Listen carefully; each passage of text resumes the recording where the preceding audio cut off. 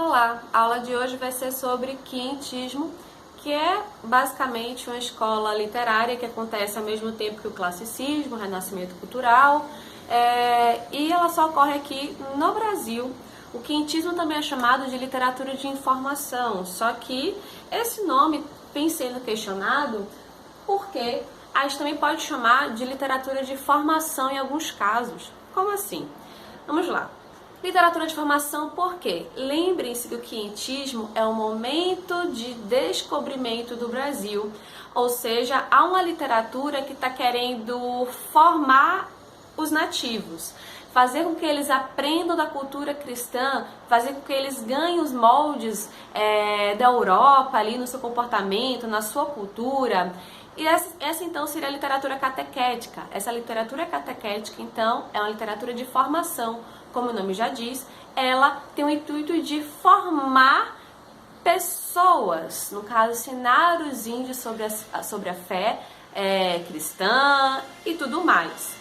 Já a literatura de informação tem a ver com o fato de que as pessoas que vinham nas naus para aqui no Brasil, muitas delas escreviam cartas que iam ser enviadas para o rei de Portugal. Essa então é a literatura de informação, que tinha o intuito de informar o rei de Portugal sobre o que estava acontecendo aqui no Brasil. Basicamente, vocês só devem conhecer a carta pelo Vaz de Caminha, mas existiram muitas cartas naquele mesmo momento. O próprio Pedro Álvares Cabral pediu para que todas as pessoas nas naus, quem quisesse, no caso, escrevesse o que estava vendo naquela terra recém-descoberta.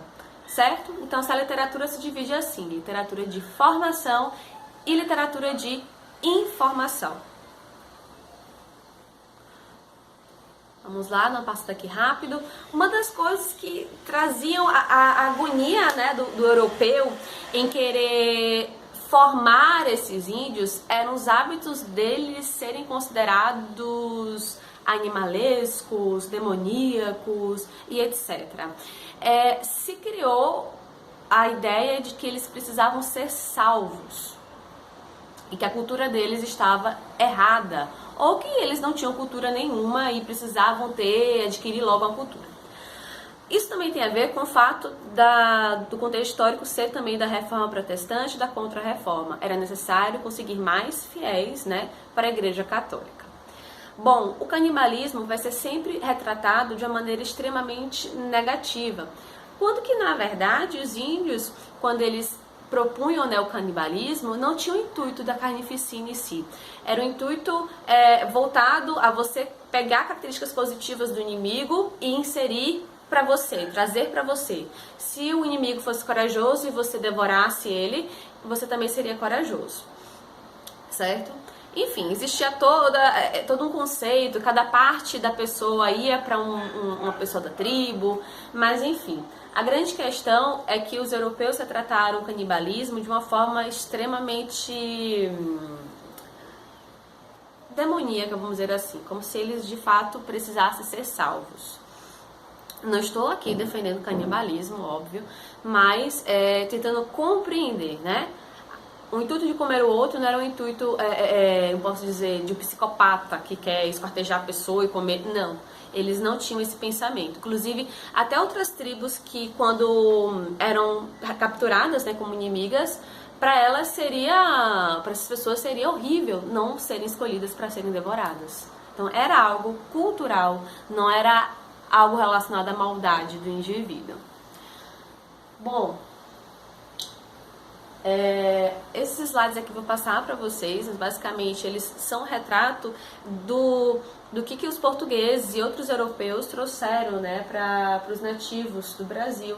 A gente percebe aqui nessa imagem uma mulher que está aqui com um chinelo, tem uma plantação aqui ao fundo, tem um cachorro também, cachorros, cavalos foram trazidos por europeus. Então, eles também trouxeram inovações para cá, não foi de todo mal. Uma coisa que muitas pessoas se esquecem é que a colonização do Brasil, ela aconteceu cerca de 35 anos depois que os portugueses estiveram aqui. Eles demoraram de vir para cá. Isso fez com que outras nações viessem também, e enfim, Pernambuco teve muita influência, por exemplo, dos holandeses e por aí vai.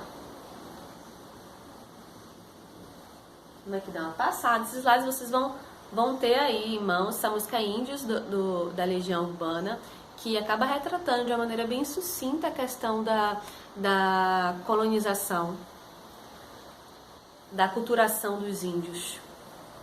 Eu vou passar aqui mais rápido para a gente ganhar um tempo, tá bom? Vamos lá.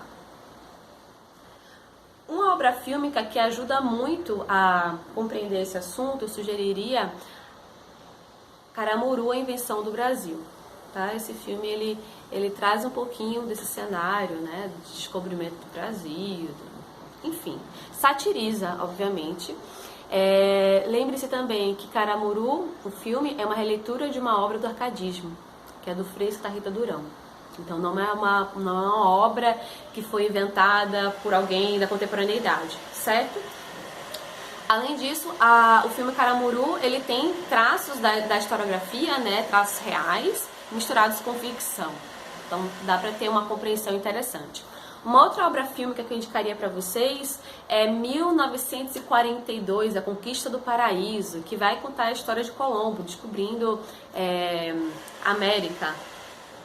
Interessantíssimo para vocês que estão de quarentena assistir a essas duas obras fílmicas, tá bom? Em relação à literatura de informação, como eu já falei, a mais famosa é a Carta de Pero Vaz de Caminha. E basicamente ela vai trazer ideias de como são os índios, de que eles precisam ser salvos, etc. Sobre, será que lá tem ouro? Será que não tem? Enfim. Na Carta de Pero Vaz de Caminha, inclusive, no final dela, tem um exemplo de corrupção. Basicamente, o primeiro documento brasileiro, né, tem um exemplo de corrupção. A gente pode dizer que, de fato, a corrupção é brasileira, né, porque foi um português.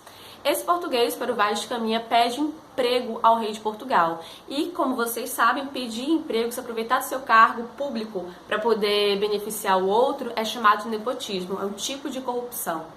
Então a gente entra como literatura, entra como história, a partir de documento que é exemplo da corrupção que é tão frequente no Brasil.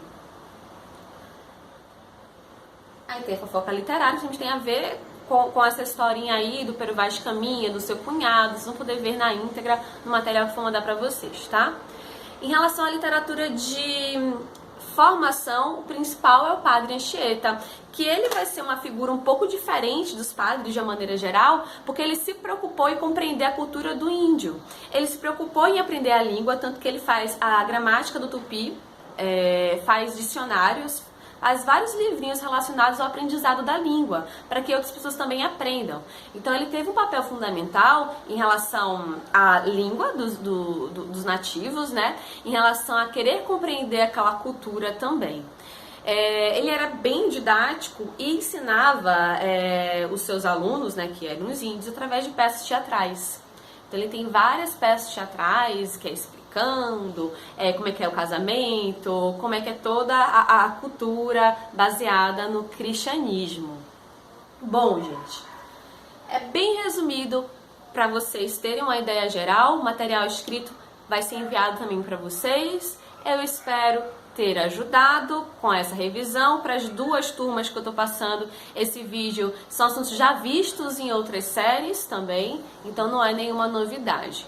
Então, por favor, estudem, aproveitem a quarentena, assistam aos filmes. Um beijo e até a próxima.